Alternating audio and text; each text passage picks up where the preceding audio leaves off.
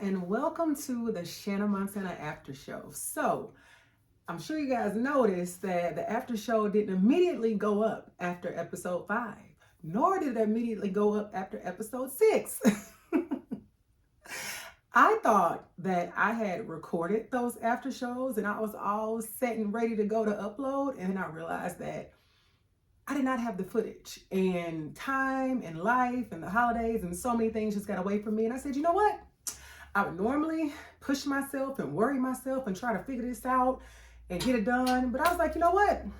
I will record those episodes together when I get a moment, and that is what I am here to do. So this is the one and only after show that will be combined of episode 5 and 6. We'll be back to the regular episodes of the after show with episode number 7. So that said, I want to say, number one, thank you guys so very much for just tuning in to this Healing is a Journey series. And I want to give a special shout out to every episode, but a special shout out to episode number 5, because it has been the most viewed episode of the series. Like, I literally opened up YouTube and I was just looking at the episodes, not really like honing in on the views. And then I noticed it had all these views and I was like, did we like go viral and I missed it or something? But from the feedback that you guys have been giving me online and offline, you guys are just really enjoying the content that we are putting out. It is really hitting home for a lot of people. It's really resonating with a lot of people. And you guys are understanding that healing truly is a journey that we are all on together. And as I said when I first started this series, the journey of healing is going to look different for everybody. We're on the same journey, but our outlooks, the direction we're going in, the outcomes that we're going to get, they're all going to look different. But at the end of the day, we are all going to continuously work on that healing together. So that said, in regards to episode 5, we talked a lot about envisioning relationships and when they don't turn out how we wish they would or hope they would. And a lot of times that's for the better. What I really just want to say about that is that I want us to all understand to crop the Disney movies out of our heads. You know, that's number one. We have these, it's okay to go into a relationship with an idea of what you want, to be specific about that idea, to have hopes, dreams, and wishes for what you want to stand 11 toes down on. But when you recognize and realize that the expiration date has come for that relationship, that situationship, or whatever that partnership is, we have to understand that it is okay to let it go. And we don't have to feel bad about it. We don't have to feel guilty about it. And we don't have to feel less of a woman or a man about it, because we know that we've done the work before going into that situation where we wanted to get something good out of it and we got a lesson out of it. But if it didn't work out the way that we dreamed, hoped, wished, or desired, that is okay too. And I think coming to this healing space that I am in, I understand going into any relationship that I'm going to be clear, number one, before I go into it, so that I have a better chance at getting it right. But just because we walk in clear about what we want, we may have a better chance of getting it right, but that doesn't mean that we're going to get it right every single time. And that is okay. And that is what we have to continuously tell ourselves, that it's okay if we don't get it right. Life goes on. If we are blessed to breathe and see another day, we get another opportunity, another chance to pursue relationships.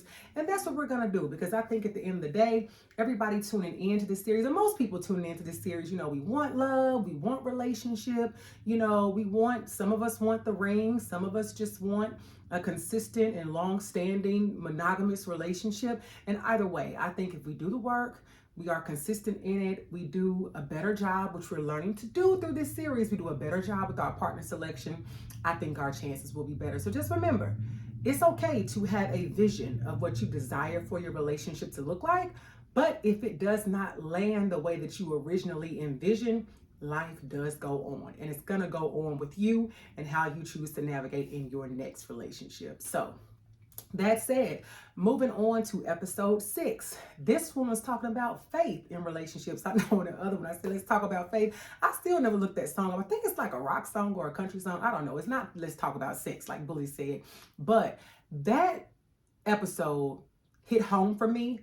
But the part that hit home the most was literally probably the last 20 minutes of it, when it talked about having and desiring a partner that shows up like God shows up. Because so many times I've heard people say that, and we tend to think that it's some big unimaginable feat, like something that cannot be accomplished. To ask a person to show up as God shows up, that's asking too much. One, whatever you want in a relationship is never asking for too much if that's what you truly desire and you know that you deserve it.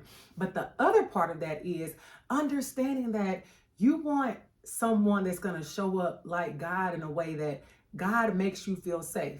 God makes you feel protected. God makes sure that you're loved. God makes sure that the light shines on you the way that it's supposed to. God makes sure that you are at peace. God makes sure that there's a calm in your life. God makes sure that you are taken care of in every capacity that you desire. God makes sure that your, financial situation is what it's supposed to be. God makes sure that you have a roof over your head. God makes sure, I could go on and on and on and on.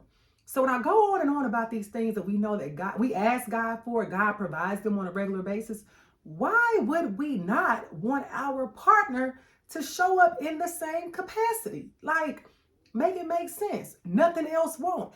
And it was not until that episode, in that moment when Bully broke it down, that I truly understood it as such. I'm not asking for too much. I don't want too much. I am God's child.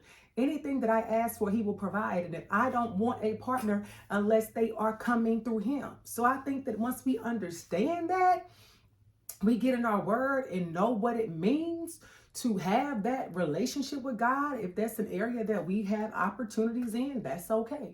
But I think that if we show up in these spaces and we say, it's the God in me and I want the God in he, that is okay too. So between episode 5, understanding that the vision that we have for a relationship, it is what it is. We're going to make it what it is. And if one don't work, we're going to hop to the next one. Not right away. Not necessarily. That's another conversation. In another episode, we're going to get to them timelines we tend to put on stuff. If we're doing the healing, that don't mean we got to wait 3 years before we move on again. We're going to get to that episode. But the other side of it is when it comes to we've envisioned a relationship, and the vision I have is one that is lined and through with faith, with a man of God and a man that is standing next to God and understands that we are walking forward towards God. So if you ain't getting nothing else from either one of those episodes, I hope that you got that. And I thank you all for your patience and understanding that this after show was supposed to be up before now, but it's okay. I'm giving myself, in this season, I'm giving myself grace and I'm giving myself understanding. And I know y'all want the same, so y'all can give the same. So stay tuned. I hope that you enjoy the next episode and the next after show. Signing off, yours truly, Shaanah Montana.